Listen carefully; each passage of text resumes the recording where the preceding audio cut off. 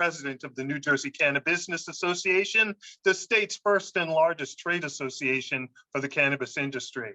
Before we begin, again, I invite you as guests to use the chat feature to put in your personal information, your contact information, and what your role is or may be in the cannabis industry. Also, before we begin, I just want to thank everyone who attended Wednesday's seminar. Got your license, now what? It was an amazing afternoon. If you weren't there, shame on you. You missed a ton of great information, great panelists. We had guest speakers from as far away as Toronto, Canada. We had speakers from Michigan. It was an amazing time having those experts in the industry there to help you as New Jersey's future cannabis industry experts. So for today, I want to thank our sponsors, Hans Construction, Sprague Energy, our preferred energy partners, Financial Resources Federal Credit Union, Curaleaf, Burton Trent Public Affairs, HBK Accounting, Township Green, a new retailer, Proteus 420, Saks LLP, Dutchie, Puffin Entrepreneurs and Investors, Canna Remedies, and DM Labs. Well, thank our sponsors. Thank you once again for joining us. Today, we have an exciting day. We have two companies represented today to help you consider what to consider when you're selecting your operations tech stack. So with our two companies, our guests from One Digital, I have Scott Newman and Sean Fitzgerald. And with Cova Software, I have Chris Reed. So let's begin with Scott and Sean of One Digital. Welcome, gentlemen. Great, thank you. We appreciate the opportunity to be here. Good afternoon, everybody. So I'll kind of kick it off and just do a quick introduction. Obviously, I'm Sean Fitzgerald. The company I'm with is One Digital. So we work in the employee benefit space, and I do that specifically, working with cannabis operators like you folks on the phone, helping them design and create benefit programs. Perfect. Thanks, Sean. And I'm Scott Newman. I'm with Adaptive HR. We're the cannabis division of One Digital. We're based in Boston, but we work with businesses in New Jersey and around the country, really help them be more profitable and grow their business. So we have a number of solutions, payroll, HR, workers' comp, and benefits all under one umbrella to really help them grow, be more successful, and focus on what they do best. Great, thanks, Scott. Mind throwing up the presentation, Scott? Sure thing. So thanks, that works perfect. So good afternoon, everybody. I think the purpose of today's call from our perspective would be to show you the importance of how cannabis operators are leveraging employee benefits and other programs to really differentiate themselves in the marketplace, to attract, retain talent, and also grow their business. So we know that employers these days are certainly strapped down with a lot of pressures just of inflation and other things going on in the marketplace. And one of those impacts is also just finding the right talent to hire at their company. So Scott, I'm going to turn it over to you to kind of talk about the next phase of what employers are typically seeing. Absolutely. And we hear from talking to new operators to talking to operators who have been around for a while, the phrase I keep hearing, it's a rock fight to get and keep good employees and bring on, and also trying to navigate benefits. A lot of people, especially in the startups, don't think that they can afford them or how they're going to do that. And so one thing I just wanted to put up, just a couple of statistics, guys, is turnover. That's a huge problem that we're hearing nationally in the cannabis space. I mean, everybody's familiar with it in all spaces, but especially in cannabis. And these are two statistics just want to touch on. Is the first is, this came from Headset, is approximately 55% of the bud tenders who at any point worked in the last 12 months have left the company. Just think about the impact that that's going to have on a business financially, just the day-to-day operations. But then when you actually look at quantifying what does that mean from a financial perspective, there's real dollars and cents. And this is something from the American Progress put out in a past study. Median cost of replacing an employee is around 21%, and actually can go as high as the C-level, over 200%. And so just taking here in New Jersey, the median salary from a bud tender from our friends at salary.com, you're talking it's over 41,000. And just think if that one bud tender leaves, look at what the impact that's going to be to the bottom line of the business. And so we understand, obviously, there's many reasons why companies turn over employees, and that they're not all because of benefits, but we keep hearing that the benefits or the lack thereof of a strong program can really impact the business. So what we've seen is that there's a few different ways that companies can look at exploring options. One is with a benefit broker, and the other is with an organization. It's called the PEO, and I'll get into that. So Sean, take it away. Great. Thank you, Scott. So I love this slide here because this is a really important slide, right? As business owners, we want to invest money in the company. And I think a great place to start is investing in the most important asset, which is your people, right? That is really important. And the fight for talent these days is extra hard. So the more that you can pour into your folks, the more profitable. And Scott touched on some statistics there to really cut down on just what it really costs to lose an employee. So next slide, please, Scott. When I work with employer groups and operators, the first thing we want to do is figure out, are my benefits that I offer even competitive? Or maybe you're a new operator here and you don't offer benefits yet. So these slides and this information will be relevant to you as well. And to think about what type of benefits are going to be important. And are the plans that I offer today currently, are the deductibles high? Are my copays high? It's really critical to try and make yourself competitive in the marketplace. And you can do that by benchmarking your data versus other competitors in the industry. Next slide, please, Scott. The next phase in this, when we work with employer groups, is understanding, like, who are we as an employer? What are our employee demographics, right? Do we have a bunch of millennials or Gen Zs or baby boomers or Gen Xers? It's really important to understand who your population is so that you can build a benefit strategy that meets the needs of those folks. Next slide, please, Scott. You'll be able to figure out, hey, what's my average age, right? What are my male to female ratios? All very important data points in when you're building the best benefit strategy. Next slide, thank you. So, let's think about it. If you're offering benefits today, you might have employees that fall in all these different categories, right? So if you have baby boomers, right, they're going to want to see different benefits than, say, a Gen Xer, right? Baby boomers might be interested in critical illness or cancer benefits, right? I'm a Gen Xer, so benefits are super important to me. I have 5 kids, right? So for my 5 kids, I want to know what type of benefits are out there other than just the core, the medical, the dental. That's all the core benefits that are always offered, right? But what is out there in regards to any consulting for 529 plans? Maybe I want to put money aside to save for college, or maybe my kids are in daycare. Is there a dependent care FSA account? So again, meeting the needs of your clients and where they are as far as their age. If you have millennials, well, they might just be starting a family. So fertility benefits could be a really important benefit to them. And certainly with millennials, Gen Zs in today's market is maybe building a benefit strategy that's, flexible for different work arrangements.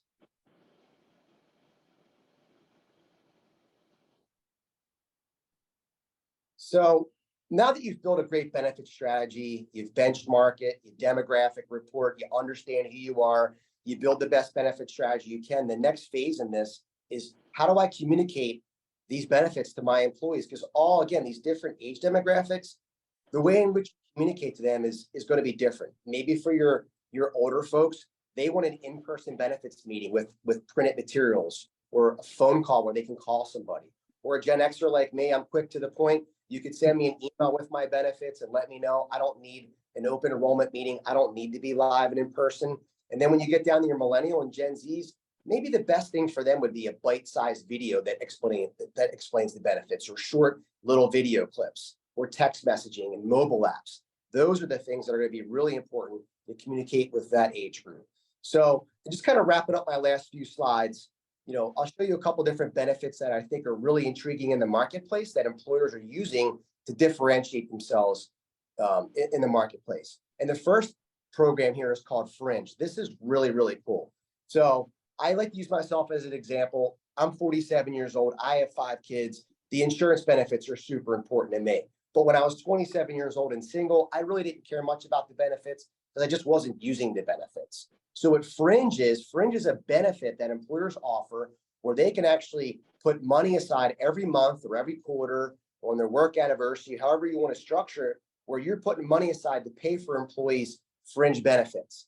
And Fringe is a really neat company that hooks into hundreds of vendors like Hulu and Grubhub and Uber Eats. And our employers use this to either, attract and retain new talent, or attract new talent by, hey, you get an interview and someone comes in the door and saying, hey, outside of my core benefits, I also offer fringe. So something really cool in the marketplace that my clients are differentiating and other operators are doing in the market. Next slide, Scott.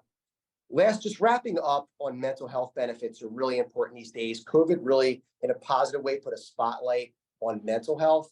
So this is a really cool program that our clients put in. It's a telemedicine benefit. So I don't know if anyone on the call here has ever used telemedicine, but it's access to a doctor 24/7, 365, right? It's a really cool benefit. Our employers pay for this mobile app for their employees. What's really neat about this opportunity for this program is it also has a component for unlimited mental health visits, all paid for by the employer in a monthly payment of maybe $5 to $8 per employee per month. They're giving all their employees unlimited access to talk to doctors that write prescriptions, but also they can get mental health and therapy visits all at an unlimited amount with this particular program. So again, I'm wrapping up now, but I hope you found the information impactful. I think in sum, just make sure you understand your population so that you can build a strategy. And then what else can you do as an employer to differentiate yourself in the marketplace by maybe offering programs like Fringe or the Healthiest You. So that's all from my end. Scott, I'll turn it back over to you. Thank you. Appreciate that. So just try to go very briefly. So obviously we talked about one option, working with a benefit broker that can provide all of these options customized under. The second option is what's known as a PEO, a professional employer organization. Ed, I'm not sure if you're, Edmund, if you're familiar with this or worked or heard about this in, with other businesses, but a lot of people that we talk to are not. And so what a PEO is, it's a model of business that's really been around for 30 plus years. Companies like ADP and Paychex have their own divisions of them. So it's been around in the non-cannabis world, but not so much in the cannabis where it's new. And really the way it works is, you didn't think you were going to have a Venn diagram here, but we do. So on one side, you have the operator, and they're the business of direction, that they're setting the wages, they're hiring and firing, they're choosing the schedules, they're just doing the day-to-day. But when they go to let their PEO know about their wages every pay period, those are now going to be taken care of by the PEO under the PEO's federal ID. So they're going to take that responsibility and liability. They're also going to handle areas around workers' compensation and potentially around unemployment claims. But from a benefits perspective, most PEOs have thousands of worksite employees. So now it's like you're getting the keys to the club. You're getting the opportunity to leverage, and you want to make, even if you're a startup, now you could look like a much bigger business with a much more robust offering. And that's really impactful to especially the people who are just getting their licenses here in New Jersey. And to show you is that in this model, this is across all businesses, that companies use this PEO, 50% less likely to fail. They're going to grow faster, 9%. And there's going to be less turnover in HR because, like Verizon, like you're going to get the network and you're going to be able to tap into, get those Fortune 500 benefits to really level the playing field. And the company is going to take care of that to make it less stressful. So these are a number of the areas that come under the PEO. We're specifically focusing on benefits. But just to go through, just briefly, is that there's usually 3 types of offerings. And the bulk of these are either complementary or voluntary. So Eben, what we see is especially a lot of companies, just getting the license, they don't have a lot of resources and a rich uncle. So being able to tap into resources that they don't have to pay for, but they can provide to their employees tends to be really powerful. I mean, just think about, Sean talked about, financial wellness. How many people are working paycheck to paycheck? A ton. So being able to give them consultations with a financial advisor, or a lot of companies are paying every 2 weeks, but allowing them to tap their money in between those pay cycles. So they're not stressing about their money. Or, hey, New Jersey is one of the highest daycare states in the country. How about if you could give your employees discounts on daycare or Six Flags or movies? So those are things that oftentimes people aren't even thinking about benefits. They're just thinking medical, but there's a whole slew of other things that are really exciting that you can offer that without breaking your bank as a young company. Your standard ones are here. Obviously, I'm not going to go through them all. But we do see pet benefits seems to be a hot one through the pandemic, especially in cannabis. You got a young demographic. Their pets are their best friends. And so having that access to make sure that they're taken care of is important. And then just lastly, obviously, the ones where the company does contribute, medical insurance, being able to tap into group plans. Usually a PEO has a national provider that oftentimes, Edwin, that they can get prices that they may not get on the street in a 401k. So just want to wrap up. I know obviously we want to make way for Cova and no folks. Sean, did you want to just kind of take us home? Yep. So again, thank you for your time. I hope you found the content valuable. I mean, it's really critical to put together a strategy that makes the most sense. And Scott and I, in our limited time, only are scratching the surface on the type of benefits that are available out there. There's so many neat things and different levers to pull as an employer. So, happy to answer any questions if anybody has anything. Well, great. Guys, thank you so much. I'll tell you, as Chris prepares, Chris from COVID gets teed up here, I just want to throw out this one thought as I was listening to your presentation, and that is the conversation is a two-way street between employer and employee. So as an employer, you've got to say, hey, this is the tech that I've got. These are the things that I'm offering. And by the same token, if you're an employee, you may want to ask your employer, hey, Absolutely. What do you have? Do you have fringe? Do you have these other benefits? How easy are you going to make it for me to be an employee? That's a great point, because there's a ton of employees who are going to be potentially coming onto all these new organizations that are getting licensed. And so the employees have the power to say, do I want to go to an organization that's not going to support me or my family? And how are you going to do it? So I think that's a great point, where employees are the ones who are holding the cards to say, or potential employees to say, how can you help me, not just today, but as I grow as an employee? So I think they're great. That's a great point that you bring up, a valid one. Excellent. Thank you so much. So that was Scott Newman and Sean Fitzgerald of One Digital. So Chris from Cova, how are you doing? Couldn't find the unmute for a second. I'm doing very well, Edmund. Thank you. There you are. Excellent. So I'm going to turn it over to you. Beautiful. Thank you. Edmund, Jenna, thank you, and the New Jersey Cannabis Business Association. Really a pleasure to be here. Sean, Scott, thank you. That was great. Really, really important information, especially with turnover. I can vouch for that. It's such a struggle right now in this space. But to introduce myself, my name is Chris Reed. I'm part of the team here at Cova, and I really can't speak highly enough about the folks that I get to work alongside. So I'm just one of many people that made Cova what it is, right? Before we get into how to choose your retail tech stack, I do also want to just express gratitude and really kind of bewilderment, honestly, that we're here talking about how to choose a tech stack in the legal cannabis industry, right? And I do think it's imperative that we acknowledge that to do so, we stand on the backs of countless people who have been imprisoned, killed, marginalized, denigrated, labeled, and ultimately dismissed from society for doing what we're here talking about doing legally today. So it's a pleasure to serve the cannabis industry, and really excited for everything that's going to come out of New Jersey. It's a really, really exciting market, not only for Cova, but for the industry in general. So a little bit about who Cova is. I'm not going to read this slide, and obviously I'm not biased at all. So I'll just tell you that we're the central nervous system for thousands of dispensaries across the US and Canada. We'll get to our specific offerings and how they relate to the tech stack in just a minute, but a few things that I can say about our company that we're really proud of is the fact that we have consistently recognized the best support and onboarding process in the industry, the most reliable uptime, and being built on an open API infrastructure. We also have the largest cannabis ecosystem, so it's very easy to integrate with Cova, and that makes us really adaptable, and we can really help companies scale in the way that they want to scale with the components that they want to be using. A few of our customers, some logos that you'll recognize here to really speak to that ability to help companies become what they know they can be, right? So we do work with companies like Cookies and Starbuds and Schwaz.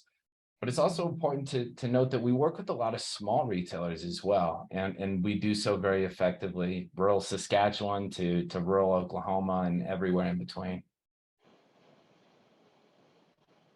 As far as Cova, we're most well known for our point of sale and inventory management. However, we're really excited about some of our newer offerings. We also have best-in-class solutions for e-commerce, payments, advanced analytics, and reporting.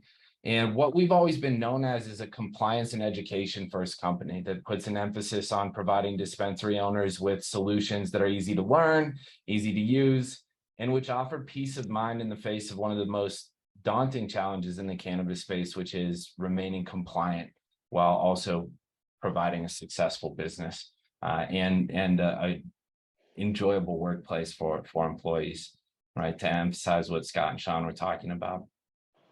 Our leading philosophy at Cova lies in altruism for the retailer. So we strive to do what's best for our customers, right? But I also think it's really important to acknowledge that I am biased and you do have options. You have options for every part of the tech stack that I'm going to address today. Research them. Be fanatical about your own business. No one is going to be as big of an advocate for you as you are. So find the exact right fit for you.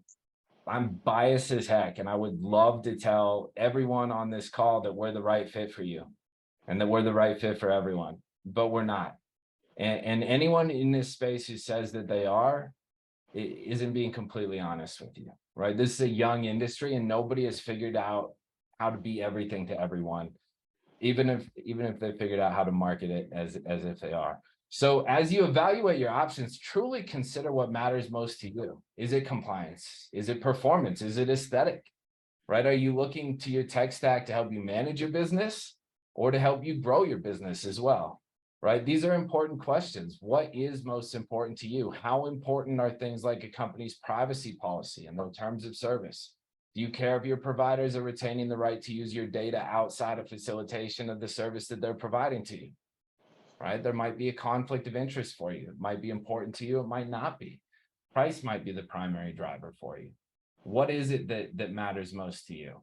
Right. So as we're walking through the next few slides on how to pick your tech stack, I really want you to consider what questions you would want to ask of your providers. Right. So I like to start with point of sale and inventory management because, as I said earlier, it really is the central nervous system to your business. So it's really important to consider what you want to be and how you want to provide an experience, what experience you want to provide to your customers. Right? So what is the flow of your store? Are you going to have stationary terminals? Do you want to have floating bud tender model where you have retail associates out on the floor with that concierge service for your customers? Do you have plans for customers that want express pickup, that want to place an order online in advance, right? Consider that a large portion of the customer base, even if they don't have a med card, is using cannabis for medical purposes. They might want some discretion. Right? They might have anxiety. They might have fear about walking into what could ultimately be an intimidating setting. So have you taken all of that into consideration and do you have options for them? Will your point of sale support that? Right? And then what kind of training and onboarding are they offering? How important is that to you? What kind of experience do you have? Do you have experience running that software perhaps in another state?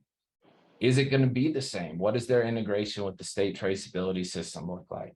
How easy is it for you to run inventory audits or to sync with Metric? And of course, if you lose that internet connection, are you going to be able to provide a seamless experience for your customers and continue providing them with the cannabis that they came to you for? Right. I can speak really quickly to what we do at Cova. We do provide an offline mode so that you're not writing 24-character metric tags for each transaction, industry-leading transaction speed at 1.4 seconds.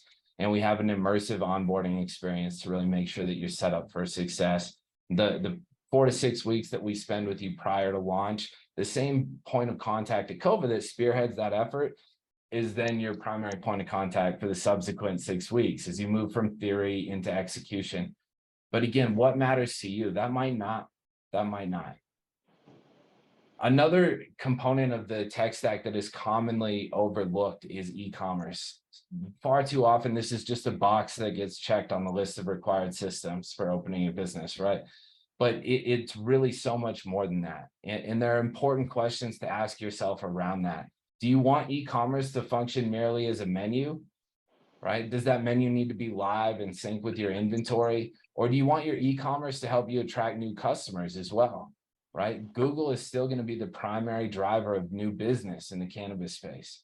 Weed Maps and Leafly are great, they're great tools, but those are primarily for people who are already familiar with the space, right? And a lot of times people are using those tools for deal shopping.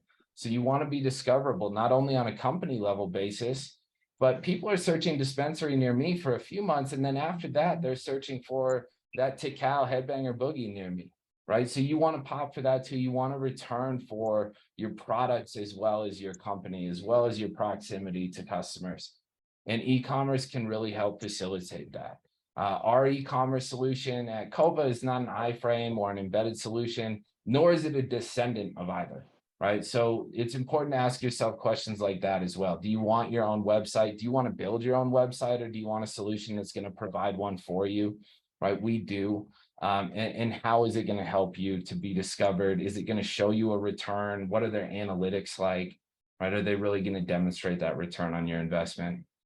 I'd be remiss if I didn't mention payments as well. I know we're kind of up against the time limit here. So when it comes to payments, what I'll say is know what you're getting into, right? Cannabis is still a federally scheduled narcotic in the eyes of the government. And as a result of that, there are payment avenues that should be, in my opinion, open to us that are not.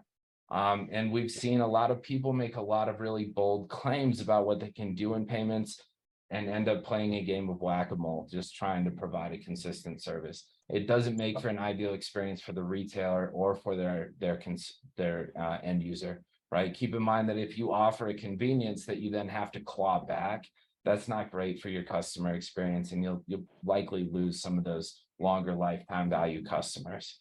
And what we see in the cannabis space is that about 80% of revenue comes from about 20% of your customers. So you really want to make sure that you put an emphasis on providing that great experience. So having a reliable cashless payment option is a great way to go, but make sure that you're vetting your provider. If it sounds too good to be true, really dig in. If you don't have a good feeling in your stomach about it, then there might be some more questions to ask. Right. At Cova, we offer PIN debit. We also offer ACH, both for in-store and online shopping experiences, and gift cards. Right. Gift cards are a great option as well. Credit cards is on there, but notice it does say Canada. We support Canada as well. And obviously with federal legalization up there, it's a little bit different of a landscape. And that's clearly not the entire tech stack. We have a tremendous network of partners. I would encourage everyone to talk with Sean and Scott as well. Sounds like they have a really great offer. And as you look at this slide, take a screen grab of it. I highly encourage you to reach out to any of these folks. If you want an introduction, I'm happy to make one, even if you don't end up working with Cova. So with that, if there are any questions, I'll leave it up to Edmund to kind of facilitate that. I know I'm a minute over here. Oh, Chris, no, you've done fine. Thank you so much. So just as I did with our prior speakers, what jumps out at me in listening to your presentation is the motto, let the buyer beware, because there is so much out there, and people do have to shop, and they have to find what's going to work best for them. You don't want to fall into a case where you purchase something and then you're miserable afterwards. So that's what comes to mind for me. Let the buyer beware. If you want to give me some thoughts on that when it comes to that infrastructure, which is critical, as you pointed out, for compliance as well as customer service. Yeah, I think that's a great way to put it, Edmund. I would say buyer beware and demand to be treated like an individual, right? It's far too common for providers in this space to say, well, everyone else is using us. That doesn't speak to your use case. Demand to be treated as your own company, as your own entity. Work with people who are asking questions about what your goals are, what you want in your store, what your what brought you to the cannabis space? Are you here to provide people with high quality products? Are you here to make a lot of money? Those are two different avenues. You probably have two different approaches, and you might merit a different tech stack for each of those. And obviously it's a spectrum, right? There's a wide array of reasons that people get into this space. And to think that one software provider in this space has figured out how to address all of them this early in the game, it's not, there is no one size fits all. So just approach it with that understanding and really demand that your software providers be what's best for you. Excellent. Wow, Chris, thank you so much. Chris Reed from Cova. I also want to thank our speakers from One Digital, Scott Newman and Sean Fitzgerald. I want to thank you all for joining us at Lunch and Learn. Great information. And I know our guests, our listeners and viewers will gain a lot from it. So before we sign off, I do once again want to thank our sponsors, Hance Construction, Sprague Energy, our preferred energy provider, Financial Resources Federal Credit Union, Curaleaf, Burton Trent Public Affairs, HBK Accounting, Township Green, a new retailer, Proteus 420, Saks LLP, Dutchie, Puffin Entrepreneurs and Investors, Canna Remedies, and DM Labs LLC. Once again, I'm Edmund DeVoe, president of the New Jersey Cannabis Business Association. I want to thank, once again, One Digital and Cova Solutions, Cova Software Solutions. Thank you all so much for joining us and providing that priceless information for our current license holders, our future license holders, and other people in the cannabis industry space. Thank you once again, everyone. Take care, and we'll see you at the next Lunch and Learn.